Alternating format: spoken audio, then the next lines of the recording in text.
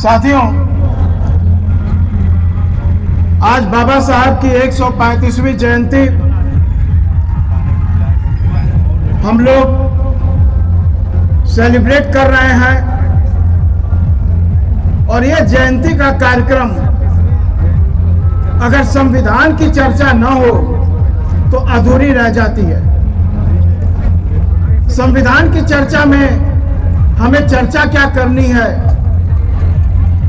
वो केवल चर्चा नहीं, अगर चर्चा आचरण में न ढाला जाए तो बात बनेगी नहीं और चीज जहां की तहां रह जाएगी।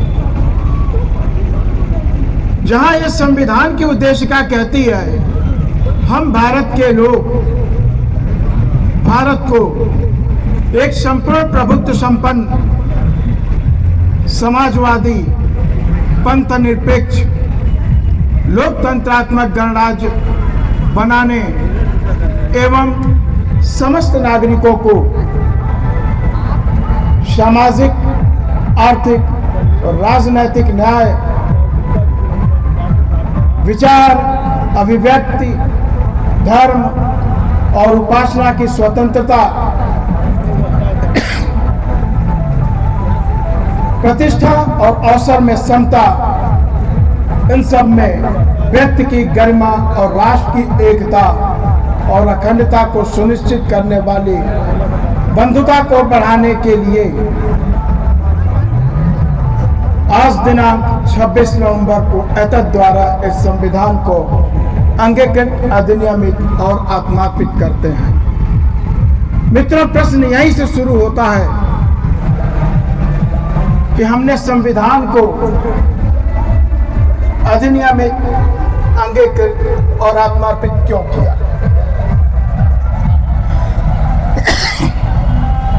इसका जवाब ठीक इसके ऊपर की लाइन में है कि व्यक्ति की गरिमा और राष्ट्र की एकता, अखंडता को सुनिश्चित करने वाली बंधुता को बढ़ाने के लिए। बाबा साहब के आंदोलन को देखा जाए तो उस आंदोलन का सार यही था, स्वतंत्रता, समता और बंधुता को विकसित किया जाए। बाबा साहब का सबसे मशहूर निबंध, जो कि जात पात तोड़क मंडल को भाषण के रूप में प्रस्तुत करना था, कतिपय कारणों से वो कार्यक्रम नहीं हुआ। वो कार्यक्रम क्यों नहीं हुआ कि बाबा साहब अपनी लेखनी से एक शब्द इधर से उधर करने को तैयार नहीं थे और वो कार्यक्रम रद्द किया गया, जिसको उस भाषण को बाबा साहब ने एनिहिलेशन ऑफ कास्ट, जाति उच्छेद के नाम से निबंध के रूप में छपवाया और विस्तृत करवाया। उसका लबोलुआब क्या था? एक बड़ा ही उसमें कंट्रोवर्सी शब्द था, धर्मशास्त्रों को डायनामाइट से उड़ा देना चाहिए। इसका मतलब क्या था? बाबा साहब उसके आगे के चैप्टर में लिखते हैं, इसका मतलब यह कि हमें ऐसे धर्मशास्त्रों को मान्यता नहीं देनी चाहिए जो धर्मशास्त्र स्वतंत्रता, समता और बंधुता पर आधारित न हो। और उस एनिहिलेशन ऑफ कास्ट का लबोलुआब मतलब यही था कि हमने स्वतंत्रता, समता और बंधुता को विकसित करना है। उन्होंने संविधान सभा में भी और अपने कई लेखों में लिखा कि स्वतंत्रता, समता और बंधुता ये फ्रांस की क्रांति से मैंने नहीं लिया, बल्कि अपने गुरु बुद्ध के सिद्धांतों से इसको लिया है। मेरी जड़ किसी राजनीतिक विचारधारा में नहीं, बल्कि धम्म की विचारधारा में है। वो है समता, स्वतंत्रता और बंधुता। जो ये समता, स्वतंत्रता और बंधुता है, यह केवल एक विचारधारा नहीं है। अगर देखा जाए तो यह व्यक्ति के आचरण और व्यवहार की कुंजी है। अगर हम अपने आचरण और व्यवहार में इसको नहीं उतारते तो यह लिखा का लिखा रह जाएगा और कहीं कोई आमूल चूल परिवर्तन नहीं होने वाला है। लिहाजा जो संविधान के उद्देश्य का है, जो बहुत स्पष्ट है, उसमें यह कहा गया है स्वतंत्रता, समता और बंधुता को विकसित करने का निर्देश दिया गया है। ये अगर हम नहीं करते तो फिर हमने बाबा साहब के आंदोलन को ज्यों का त्यों छोड़ दिया, उसको हमने विकसित नहीं किया। 3 दिसंबर 1954 को आकाशवाणी दिल्ली से उनका एक कार्यक्रम प्रसारित किया जाता है जिसमें कहा जाता है कि आपका जीवन दर्शन क्या है।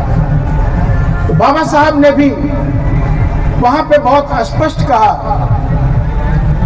कि राजनीतिक रूप से स्वतंत्रता, समता और बंधुता को एक ध्येय मान लिया गया, एक उद्देश्य मान लिया गया है। क्यों? क्योंकि वो भारत के संविधान में है। लेकिन तथाकथित सनातनी विचारधारा अपने आमूल चूल में इसको हवा में उड़ा देती है, यानी नहीं मानती। लेकिन बाबा साहब ने एक उम्मीद व्यक्त की कि स्वतंत्रता, समता और बंधुता एक दिन सामाजिक उद्देश्य अवश्य बनेगा। मित्रों, ये जो बंधुता है, इस बंधुता का पूरा गूढ़ रहस्य धम्म में छिपा हुआ है। जब तक आप मार को नहीं मारोगे, यानी ईर्ष्या, द्वेष, क्रोध, स्वार्थ, लालच, इसको आप काबू में नहीं करोगे, इस पे विजय प्राप्त नहीं करोगे, तो आप बंधुता हरगिज नहीं बढ़ा पाओगे। जो धम्म की 10 परमिताएं हैं, ये परमिताएं भी आपके चरित्र को, आपको व्यवहार को नियंत्रित करती हैं। अष्टांगिक मार्ग, धम्म का अष्टांगिक मार्ग, जिसमें सम्यक वाणी, सम्यक कर्म और सम्यक दृष्टि, ये बहुत मायने रखता है। आज उसी सम्यक वाणी को अमेरिकन विद्वान 1964 में वो लिखते हैं नॉन वायलेंस कम्युनिकेशन, अहिंसात्मक संचार, नॉन वायलेंस कम्युनिकेशन, ये उसी का रूप है। और देखिए, बाबा साहब जब बंधुता की बात करते हैं, उसमें ये सम्यक वाणी या नॉन वायलेंस कम्युनिकेशन और सम्यक दृष्टि यानी स्वतंत्र सोच, ये बहुत मायने रखती है। हमारी कुछ आदत ऐसी बन गई हजारों साल की गुलामी से कि हमारे बात में बड़ी ही तैस होती है और बड़े गर्व से कहते हैं, किसी को लगे तो लगे, हम तो खड़ी लाठी मारते हैं। मित्रों, आप खड़ी लाठी मारते जरूर हो, लेकिन आप संबंध विच्छेद भी कर लेते हो। यह बंधुता संबंध विच्छेद करने से नहीं बढ़ेगी। आपको किसी का विरोध भी करना हो तो आप हंस के विरोध कर सकते हो। यह नॉन वायलेंस कम्युनिकेशन है। मित्रों, मुझे चूंकि निकलना भी है, इसलिए मैंने ये निवेदन किया था कि मुझसे ही शुरुआत कर दी जाए, बेहतर रहेगा। आपके बीच हमारे बहुत से विद्वान लोग बैठे हुए हैं, बाबा साहब के ऊपर एक सार्थक अपना दृष्टिकोण प्रस्तुत करेंगे। मैं इसी के साथ आप सबसे विदा लेता हूं, क्षमा याचना के साथ। फिर अगली बार मिलेंगे कुछ ज्यादा समय के साथ। जय भारत, जय संविधान, जय भीम, जय मूलवासी। धन्यवाद।